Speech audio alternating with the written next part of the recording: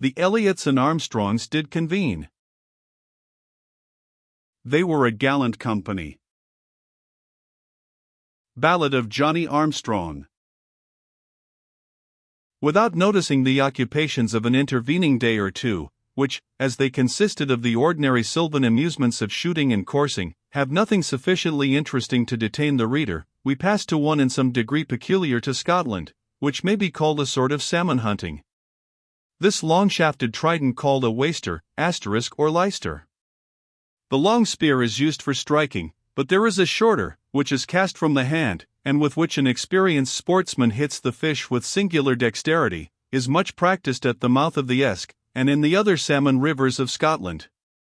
The sport is followed by day and night, but most commonly in the latter, when the fish are discovered by means of torches, or fire grates, filled with blazing fragments of tar barrels, which shed a strong though partial light upon the water.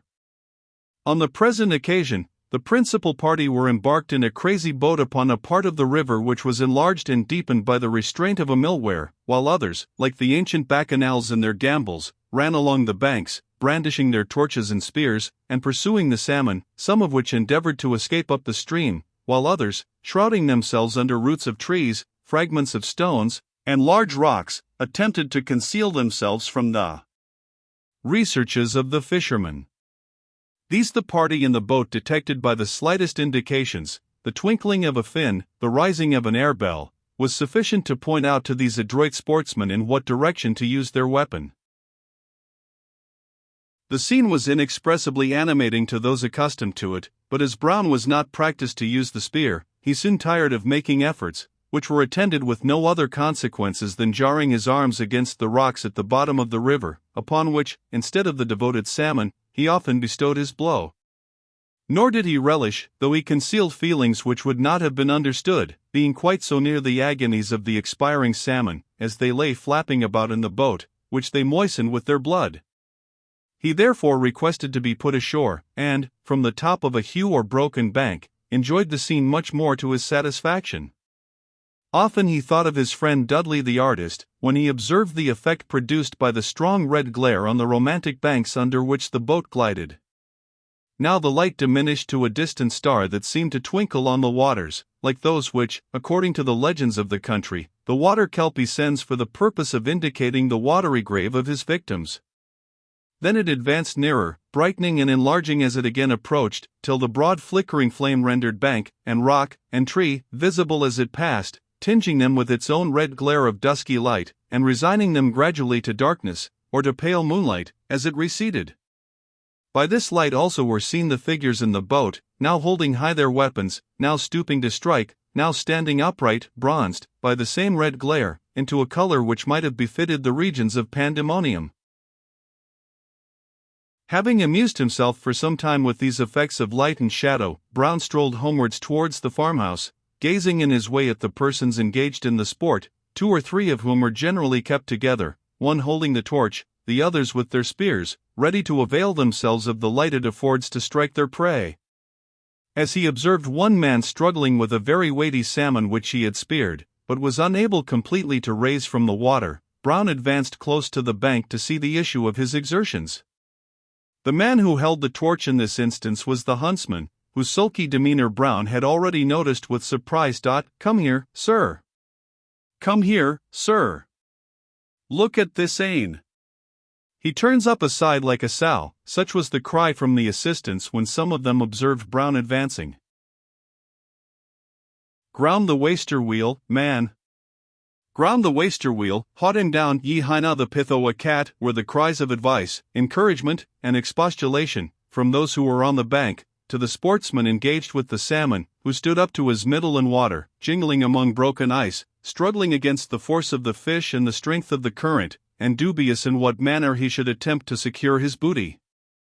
As Brown came to the edge of the bank, he called out, "Hold up your torch, friend huntsman," for he had already distinguished his dusky features by the strong light cast upon them by the blaze.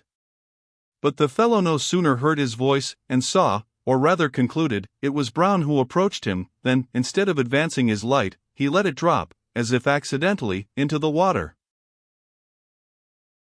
The deal's in Gabriel, said the spearman, as the fragments of glowing wood floated half blazing, half sparkling, but soon extinguished, down the stream. The deal's in the man. I'll never master him without the light, and a braver kipper, could I but land him, never reached de buna pero cleeks. C note 3. Lum cleeks. Some dashed into the water to lend their assistance, and the fish, which was afterwards found to weigh nearly 30 pounds, was landed in safety. The behavior of the huntsman struck Brown, although he had no recollection of his face, nor could conceive why he should, as it appeared he evidently did, shun his observation. Could he be one of the footpads he had encountered a few days before? The supposition was not altogether improbable, although unwarranted by any observation he was able to make upon the man's figure and face. To be sure, the villains wore their hats much slouched, and had loose coats, and their size was not in any way so peculiarly discriminated as to enable him to resort to that criterion. He resolved to speak to his host Dinmont on the subject, but for obvious reasons concluded it were best to defer the explanation until a cool hour in the morning.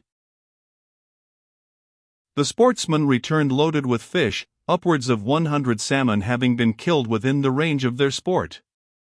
The best were selected for the use of the principal farmers, the others divided among their shepherds, cotters, dependents, and others of inferior rank who attended. These fish, dried in the turf smoke of their cabins, or shielings, formed a savory addition to the mess of potatoes, mixed with onions, which was the principal part of their winter food. In the meanwhile a liberal distribution of ale and whiskey was made among them, besides what was called a kettle of fish, 2 or 3 salmon, namely, plunged into a cauldron, and boiled for their supper. Brown accompanied his jolly landlord and the rest of his friends into the large and smoky kitchen, where this savory mess reeked on an oaken table, massive enough to have dined Johnny Armstrong and his merry men. All was hearty cheer and huzzah, and jest and clamorous laughter, and bragging alternately, and raillery between whiles. Our traveller looked earnestly around for the dark countenance of the fox hunter, but it was nowhere to be seen. At length he hazarded a question concerning him. That was an awkward accident, my lads, of one of you, who dropped his torch in the water when his companion was struggling with the large fish. Awkward, returned the shepherd, looking up, the same stout young fellow who had speared the salmon. He deserved his paix, punishment, for to put out the light when the fish was on aint's witters. The barbs of the spear, I'm well convinced Gabriel drapped the roughies, when dry splinters, or branches, are used as fuel to supply the light for burning the water, as it is called, they are termed, as in the text, roughies. When rags, dipped in tar, are employed, they are called hards, probably from the French. In the water on purpose he doesna like to see anybody do a thing better than himself. Aye, said another, he's sair shamed o' himself, else he would have been up here the night. Gabriel likes a little o' the good thing as weel as ony o' us. Is he of this country? Said Brown. Nah, he's been but shortly in office, but he's a fell hunter. He's frae down the country, some gate on the Dumfries side. And what's his name, pray? Gabriel. But Gabriel what? Oh, Lord kens that, we dinna mind folks' afternames muckle here, they run a say muckle into clans. Ye see, sir, said an old shepherd, rising, and speaking very slow, the folks hereabout are a Armstrongs and Elliots, C note 4. Clan surnames. And sic like TWA or 3 given names, and so, for distinction's sake, the lairds and farmers have the names of their places that they live at, as for example, Tam o' Tudshaw, Will o' the Flat, Hobby o' Sorbeatrice, and our good master here, the Charlie's Hope. A wheel, sir, and then the inferior sort of people, ye'll observe, are kenned by sorts o' by names some o' them, as Glaikit Christie, and the Dukes Davy, or maybe, like this lad Gabriel, by his employment, as for example, Todd Gabble, or Hunter Gabble. He's no been lang here, sir, and I dinna think onybody kens him by ony other name. But it's no right to rin him down ahint his back, for he's a fell fox hunter, though he's maybe no just as say clever as some o' the folk hereawa. Why the waster. After some further desultory conversation, the superior sportsmen retired to conclude the evening after their own manner, leaving the others to enjoy themselves, unawed by their presence. That evening, like all those which Brown had passed at Charlie's Hope, was spent in much innocent mirth and conviviality. The latter might have approached to the verge of riot but for the good women, for several of the neighboring mistresses, a phrase of a signification how different from what it bears in more fashionable life, had assembled at Charlie's Hope to witness the event of this memorable evening. Finding the punch bowl was so often replenished that there was some danger of their gracious presence being forgotten, they rushed in valorously upon the recreant revellers, headed by our good Mistress Ailey, so that Venus speedily routed Bacchus. The fiddler and piper next made their appearance, and the best part of the night was gallantly consumed in dancing to their music. An otter hunt the next day, and a badger baiting the day after, consumed the time merrily. I hope our traveller will not sink in the reader's estimation, sportsman though he may be, when I inform him that on this last occasion, after young Pepper had lost a forefoot, and Mustard the second had been nearly throttled, he begged, as a particular and personal favour of Mr. Dinmont, that the poor badger, who had made so gallant a defence, should he permitted to retire to his earth without further molestation. The farmer, who would probably have treated this request with supreme contempt had it come from any other person, was contented, in Brown's case, to express the utter extremity of his wonder. "Weel," he said, "that's queer enough, but since ye take his part, dill a tyke shall meddle wi' him mair in my day, will ye, and mark him, and see him the captain's brock, and I'm sure I'm glad I can do anything to oblige you, but, Lord save us, to care about a brock." Badger, after a week spent in rural sport, and distinguished by the most frank attentions on the part of his honest landlord, Brown bade adieu to the banks of the Liddell, and the hospitality of Charlie's Hope. The children, with all of whom he had now become an intimate and a favourite, roared manfully in full chorus at his departure, and he was obliged to promise 20 times that he would soon return and play over all their favourite tunes upon the flageolet till they had got them by heart. "Come back again, Captain," said one little sturdy fellow, "and Jenny will be your wife." Jenny was about 11 years old. She ran and hid herself behind her mammy. "Captain, come back," said a little fat rollabout girl of 6, holding her mouth up to be kissed, "and I'll be your wife, my Ansel." They must be of harder mould than I, thought Brown, who could part from so many kind hearts with indifference. The good dame too, with matron modesty, and an affectionate simplicity that marked the olden time, offered her cheek to the departing guest. "It's little the like of us can do," she said, "little indeed, but yet, if there were but anything. Now, my dear Mrs. Dinmont, you embolden me to make a request. Would you but have the kindness to weave me, or work me, just such a grey plaid as the goodman wears?" He had learned the language and feelings of the country even during the short time of his residence, and was aware of the pleasure the request would confer. "A tato woo, tuft of wool, would be scarce amang us," said the good wife, brightening, "if ye shouldna hae that, and as good a tweel as ever cam aff a pern. I'll speak to Johnny Goodsire, the weaver at the Castletown, the morn. Fare ye, sir, and may ye be just as happy yourself as ye like to see a body else, and that would be a sair wish to some folk."